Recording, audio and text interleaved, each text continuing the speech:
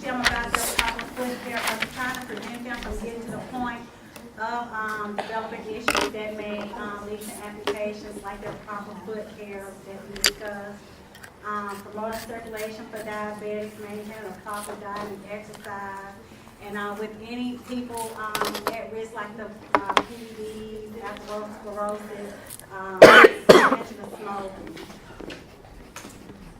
Once the patient has had an amputation, the primary focus of the nurse is to monitor for signs indicate that there's insufficient tissue perfusion to the flap. And I discussed, you want to make sure the flap is clean and warm to touch, but it shouldn't be hot, and make sure it's not red and having any drainage or any odor. Assess the closest proximal post for presence and strength, and you want to compare that to the other extremities. These patients going to probably have a lot of pain, so of course they're going to have opioid analgesics, so that's going to be administered accordingly. But for those with the phantom limb pain, normal opioids usually don't work for that, but this is a real pain for these patients. So they usually start these infusions of IV calcitonin, and that kind of helps with the people with phantom limb pain. But those that they found more likely have phantom limb pain are people that had these chronic excruciating pain that went on prior to the amputation. But sometimes if amputation just came along due to some kind of traumatic event, they usually don't have the phantom limb pain. Other agents that they may order for patients is the antispasmodics for muscle spasms and cramping. You're going to be preventing infection with broad spectrum antibiotics, and usually before they have the surgery, they go ahead and give them antibiotics prior. Pressure dressings and drains are usually removed within 36 to 46 hours after surgery. And you want to, while they have those drains, make sure you're checking the eye, nose, checking the drainage, and draining them to get that fluid out of the wound. Because that drainage, if it stays in the wound, that's going to increase edema and cause swelling, and it can end up causing the hissing of the stone. Record the appearance of any amount, color, and odor of the drainage, and you want to promote mobility, and that's usually with them getting physical therapy on board. And all of this more than likely has been ordered even before the patient has had the surgery. But as you as the nurse, you want to perform range of motion exercises for these patients, and with the amputations of the lower extremities, you want to prevent contracture of their hips, because if they get contracture of their hips, these patients can't be fitted with prosthetics. So people that's laying in bed, it's usually a discrepancy of the care for these patients, because you want to try to elevate the extremity, but you don't want to keep that extremity on a pillow elevated for so long that they end up setting up contracture in that area. So to prevent contractures, put this patient prone. And as a nurse with a patient like this, that's coming in every 3 or 4 hours and laying this patient in prone position, and usually about 20 minutes. And sometimes you have to try to encourage them to stay there, because some of them don't like having to lay in this position. But this is the only thing that's going to keep extension of that hip joint and keep that joint from contracting, like, sitting up like that. They need to lay prone so they have full flexion of that hip joint.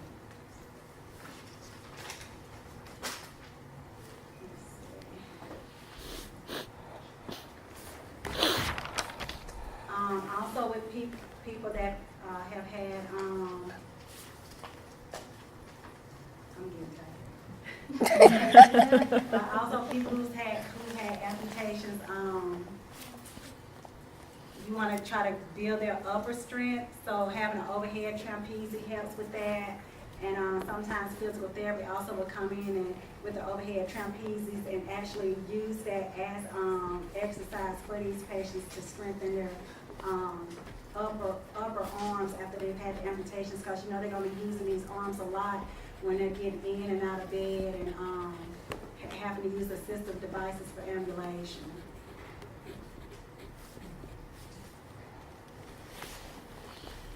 Turn the patient every 2 hours, or teach the patient to turn independently, and try to move the patient slowly to try to prevent spasms.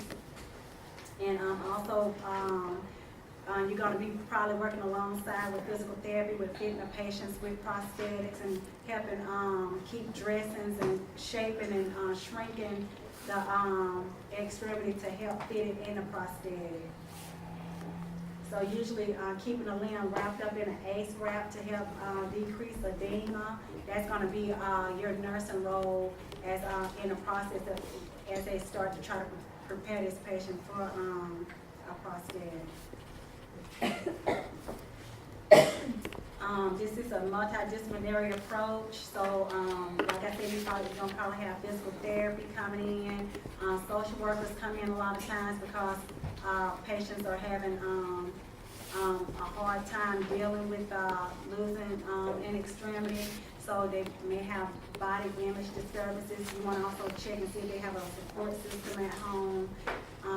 And also any kind of vocational training, occupational training that they need, because if they've lost employment due to this, you want to get them back into the swing of getting them moving around in case they can resume employment after they've had amputations. I know a lot of people, once they've had amputations and they can't return to work, that's going to affect them psychosocially, especially if they're the breadwinner of their home. And these are people that you're going to have to a change in income, change in family dynamics, so they probably need a lot of support systems and counseling to help them through this process. I had a family member that ended up with an amputation, and he's actually a nurse, and they wouldn't let him return to the floor. And so going from being able to work as a nurse in the ER, he went into a real deep depression, and it's been so long, it's like now you can't get them out of it. So that's why you use prompt intervention to help these people with their psychosocial needs if they ended up in cases like these. The neurovascular status, we talked about making sure you assess the pulse that's closest to the where the amputation has occurred, and make sure you compare those pulses to the unaffected extremity. Improving their nutritional status to promote healing. Always monitor for signs and symptoms of infection, and like I said, address any psychological issues and their coping mechanisms.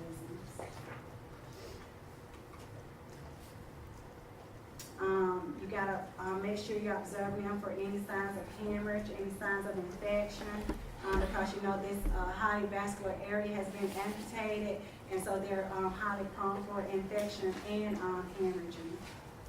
And collaboration with specialists. Usually the doctor is going to come together and have this team all set before the patient even had the amputation. A lot of times if it's an elective surgery. And I talked about the phantom limb pain, and that's usually a complication of, like I said, people with more chronic issues are more likely to develop the phantom limb pain than one that this is a surgery that was probably more elective.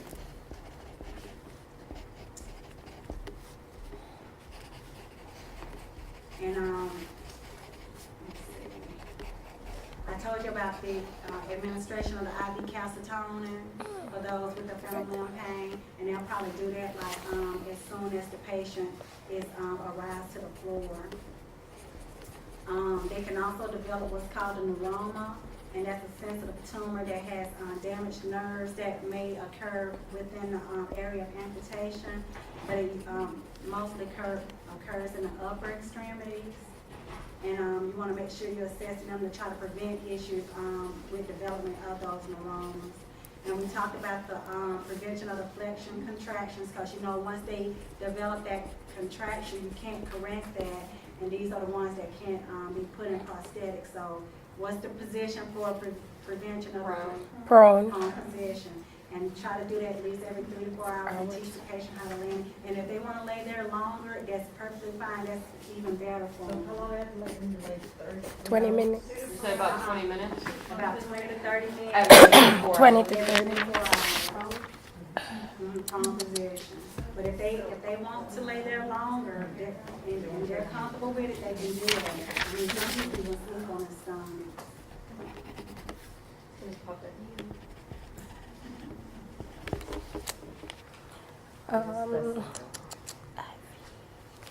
Okay, you want to promote their lifestyle to adapt into any rehab facilities that they're going to have to coordinate with after they get dismissed from the hospital, because you know they're probably going to have a lot of physical therapy probably at least 3 times a week, so you want to make sure they can adhere to that schedule, and also proper fitting with prosthetics, because if these people don't get proper fitting with prosthetics, I've seen them where they end up just going without, and they just give up. So, and also even assessing them after being in the prosthetics, because sometimes in those prosthetics, they have that increased pressure, so they can end up with problems with skin integrity with being in that prosthetic.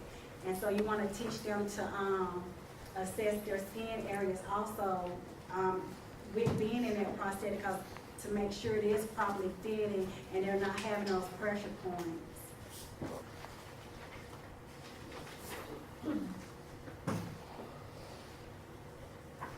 And these are just some nursing diagnoses that go along with people that had amputations. You know, they're probably going to have acute pain, and we talked about the phantom limb pain, and risk for disturbed sensory perception, disturbed body images.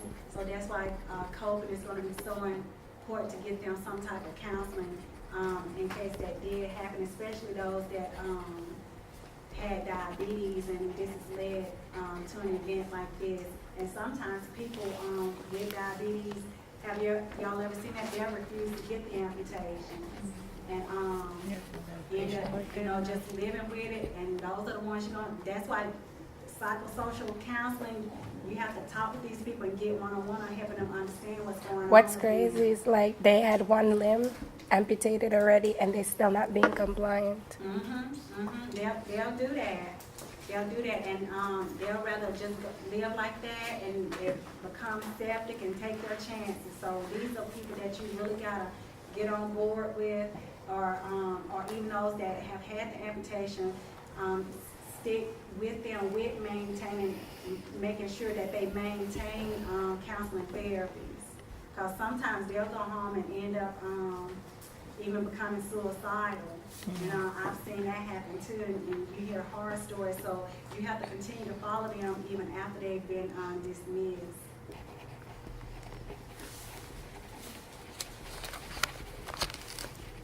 Okay, and now we with osteoarthritis, and you know that's just a systemic, non-systemic chronic disorder that develops, and it's usually with aging that this occurs. But like we said, this can also occur with people that have a lot of increased repetition on the joints, and those are the ones with the occupations that require them, like heavy occupations on the knees, carpentry, and those who play a lot of heavy intensive sports. These are people who can develop the osteo. Even people who had some kind of injury of a joint, that injury is going to predispose that patient with developing osteoarthritis of the joints. Weight-bearing joints like the spine, knees, and hips are most commonly affected. And usually they're going to try to treat this with NSAIDs or corticosteroid injections, heat therapy, and if it continues to progress, they'll probably go ahead and opt out to perform surgery. It's the most common arthritis that occurs as people age or have any kind of joint injuries. You know, the synovial fluid starts to decrease, and that's what helps lubricate the joint. So if synovial fluid is decreasing, that's more prone to these bones rubbing against each other, so, and cartilage starts to disintegrate. Also, the hands is a common area that osteoarthritis likes to affect, but in comparison with osteoarthritis as far as rheumatoid arthritis, it's the what I talked about earlier. If you have a patient that once they get the movement and within 30 minutes of starting some type of activity that they say the pain is starting to relieve, that's kind of giving you a more indication that it's osteoarthritis. And you know, osteo is a non-systemic disease. So it's like rheumatoid is more like systemic autoimmune. So they're gonna have more pain with that rheumatoid arthritis. And as far as the osteoarthritis, these most likely occur like unilateral, one-sided. And that's your difference in how you can tell with the rheumatoid versus the osteo, because rheumatoid is also always going to happen symmetrically.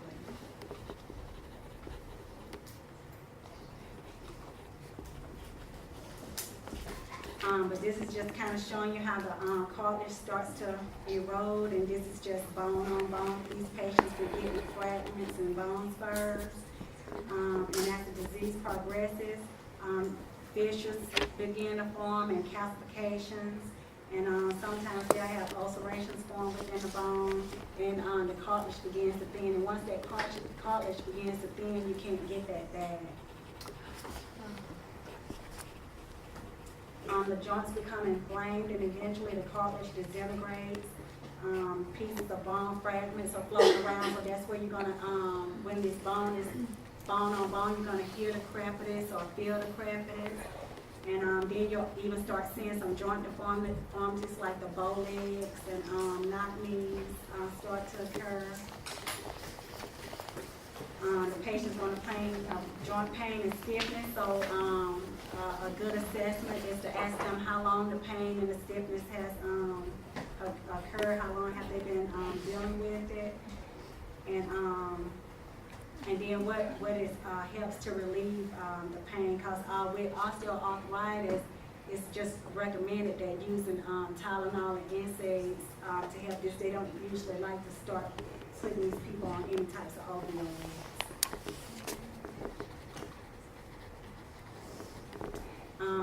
The primary osteoarthritis typically affects weight-bearing joints such as the hips and knees, and the vertebral column and hand. And these like the little old ladies that's going into menopause, and you're gonna see a lot of vertebral changes go on with them, and those are the ones, like I said, they sit down too hard, they end up with the little compression fractures. The secondary osteoarthritis occurs less often than primary disease, and secondary is usually due to heaviness on the joints like obesity or those with those high impact exercises and sports. Excessive use of trauma to the joint predisposes people to this, like with those heavy occupations that I talked about.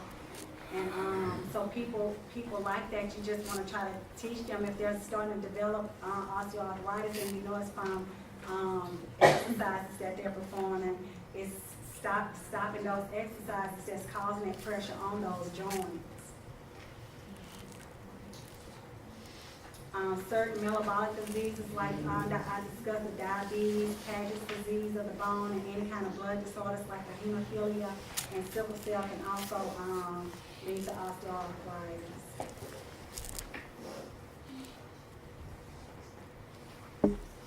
So obesity is a common factor with contributing to osteoarthritis. So with a person who's obese and they're coming in complaining of pain all the time, I mean, what's going to be a treatment?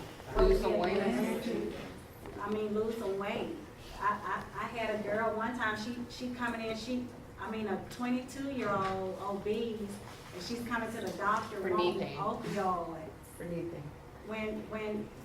just try to help yourself and do some lifestyle changes and lose some weight. You wanna just get on opioids, you finna cause a bigger Another problem for problem. yourself.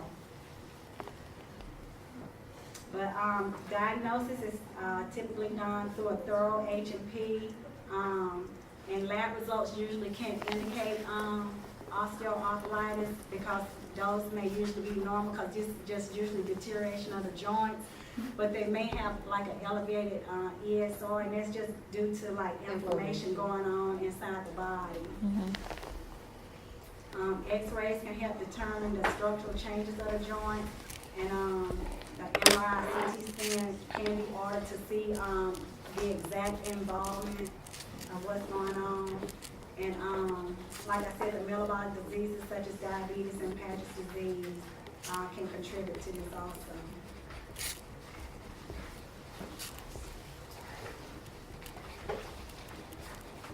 And we talked about just the assessment of the patient, asking them about the pain and the stiffness and how long it's occurred, what their occupation is, what their diet is, how has it affected their activities of daily living. And I told you how you can compare it with the rheumatoid arthritis.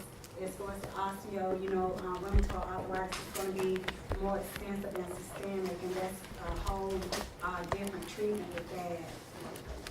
The weight history or history of being obese, and with that prolonged obesity, that's increasing joint deformities even more. And also there's a genetic predisposition, so you want to also ask them if there's a family history of those having osteoarthritis in their family. Any current use of medications, because what do we say, like a lot of the weightlifters use? Steroids. A lot of steroids, so you want to go over the history with them, and also women who are in menopause, what puts them at risk for the osteo? Because they're lack of hormone. Hormone replacement. But which lack of hormone? Lack The of hormone. estrogen. The lack of estrogen is what puts them, sets them up for osteoarthritis. You really want them taking oral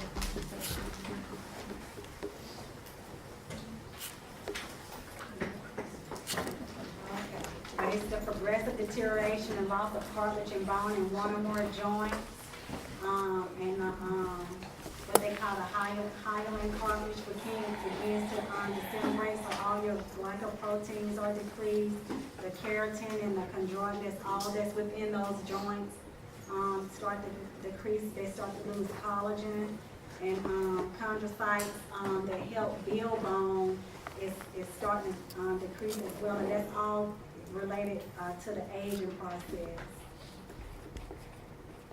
The production of synovial fluid that provides the joint lubrication also declines, and if they have an improper nutrition, they predestine themselves for development of osteoarthritis.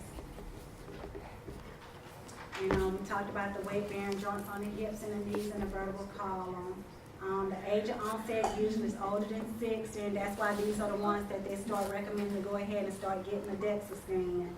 And like I told y'all, those that's in the pre-stages, the osteopenic stages, they're usually going to just do some nutritional changes and start them on calcium to try to help rebuild those bones, and probably start doing some little weight-bearing exercises.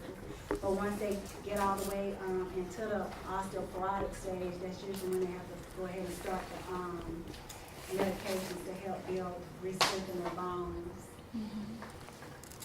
Treatment is short-term use of NSAIDs, acetaminophen, and sometimes other little analgesics like Toradol they may try to use, but they don't want to. They try to prevent from going to opioids with patients just for osteoarthritis. And also anything to help with the muscle spasms, they may order something for that, and teach them to use heat pads for inflammation. And like I said, the labs associated with this, you may have an elevated ESR, but also it's not just indicative because the ESR can be normal.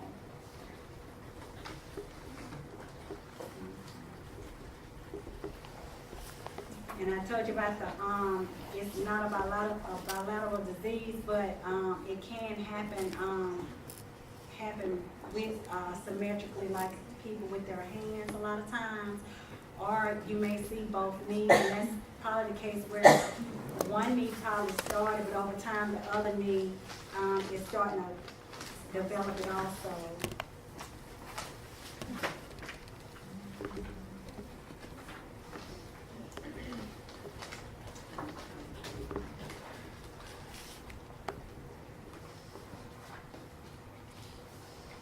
Okay, and that's just, what the assessment you're gonna, go over, like we talked about, any enlarged joints, tenderness or palpation, doing range of motion, cause sometimes when you feel those joints, it's gonna feel kinda hard, and, they'll have a lot of pain in the joints.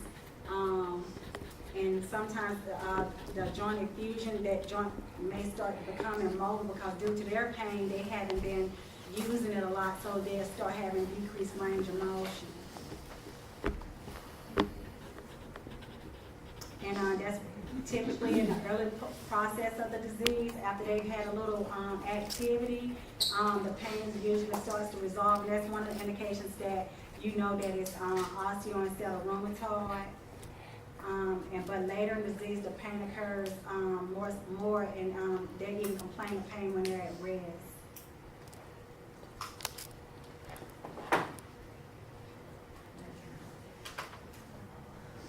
And what they consider those Herbin's nodes or the Bouchard's, those are nodules that get enlarged within the fingers.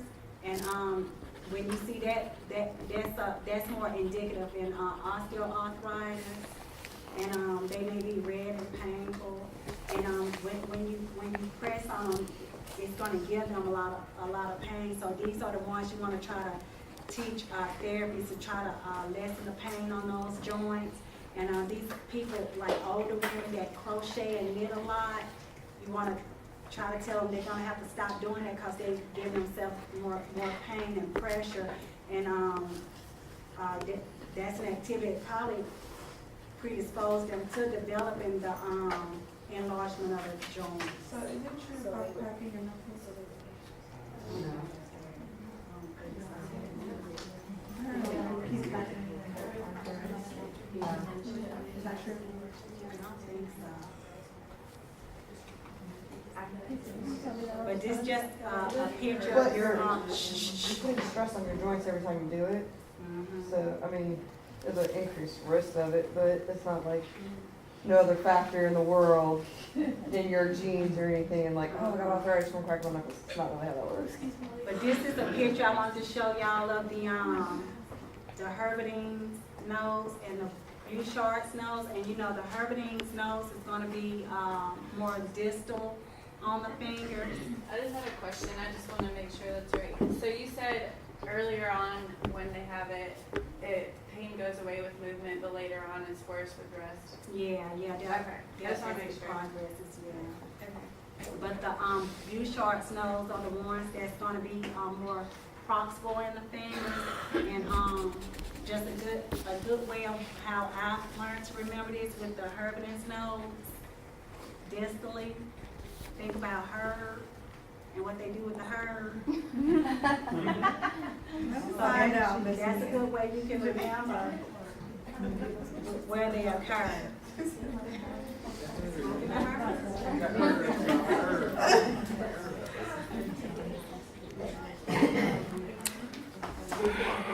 And like I said, the nursing care for this is going to be basically Tylenol is what they recommend. And you know, you want to teach them about the use of Tylenol and making sure when they get stuff over the counter to check what the Tylenol, the acetaminophen content of it is, because you don't want them to have over 3,000 milligrams daily of the Tylenol. Also pushing up NSAIDs. It's going to help them with this, and the doctor is going to try to adjust the NSAIDs accordingly, but you also don't want them to take too many of the NSAIDs because of the risk of GI upset and cardiovascular risk. And, also you, as far as the older adults are concerned, you wanna consider that, cause you know they're gonna have, decreased metabolism of the drugs. And as far as the, lidoderm patches, those are little patches that they can use and, keep them on the skin for up to 12 hours, and they can use, more than one patch at the same time to, help with the pain. Let's see. You said up to 12 hours? And usually those lidoderm patches, you can tell them they can use more than one of the three at the same time to help surround the area that's causing them the pain. Most of the relaxants may be prescribed. And as far as the NSAIDs, like I told you, the Celebrex, if they prescribe Celebrex, they don't want to give that to patients that have hypertension because it already has the risk of cardiovascular issues. And usually before they start them on this, they'll do a CBC and a kidney and liver function test also. And once, if all this doesn't help resolve the pain, like the use of the Tylenol and the lidoderm patches and the NSAIDs, that's when they're gonna go to the, injections with steroids, and that's usually gonna be cortisone. And, you know, they can only do, that up to 4 times a year. So if it's 4 times a year, that's about every 3 months that they can get a steroid injection. All right, we're gonna end it right here, because we gotta let them get the class from.